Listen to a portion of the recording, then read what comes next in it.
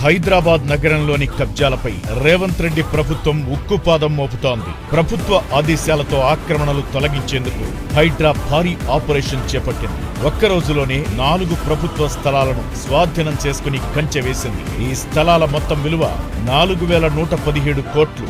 రాజధానిలో అత్యంత విలాసవంతమైన విలువైన ప్రాంతం కోకాపేట. ఎకరా 150 కోట్ల రూపాయలు పలికే కోకాపేట కొత్త చెరువును రియల్ ఎస్టేట్ సంస్థలు ఆక్రమించాయి.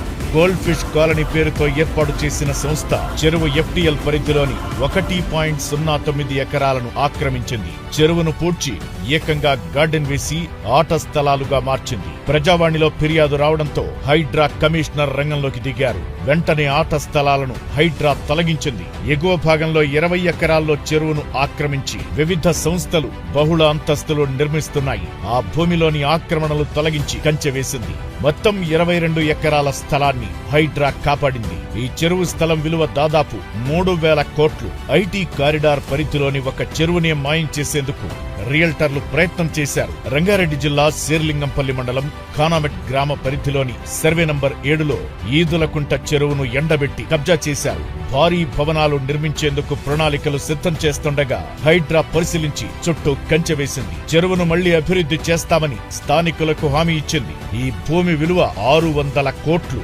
ఈదులకుంట చెరువు పక్కనే ఉన్న సర్వే నంబర్ 11/37లో 5.16 ఎకరాల ప్రభుత్వ భూమి ఉంది. దీనిని కబ్జా రాయిళ్లు ఆక్రమించి అనుమతుల కోసం దరఖాస్తు చేసుకున్నారు. సర్వే నంబర్లు మార్చారని గుర్తించిన హైడ్రా స్వాధీనం చేసుకుని కంచె వేసింది. దీని విలువ 500 కోట్లు. కూకట్పల్లి మండలం ఖైతలాపూర్లోని ఓ గేటెడ్ కమ్యూనిటీ ముందు దాదాపు 1700 గజాల రోడ్డు ఆక్రమణకు గురైంది. స్థానికుల ఫిర్యాదుతో అధికారులు ఆక్రమణలు తొలగించారు. ఈ భూమి విలువ దాదాపు 2.5 కోట్లు. తాము ఫిర్యాదు చేయగానే చర్యలు తీసుకున్నందుకు సీఎం రేవంత్ రెడ్డి, హైడ్రా కమిషనర్ రంగనాథ్ కు స్థానికులు కృతజ్ఞతలు తెలిపారు.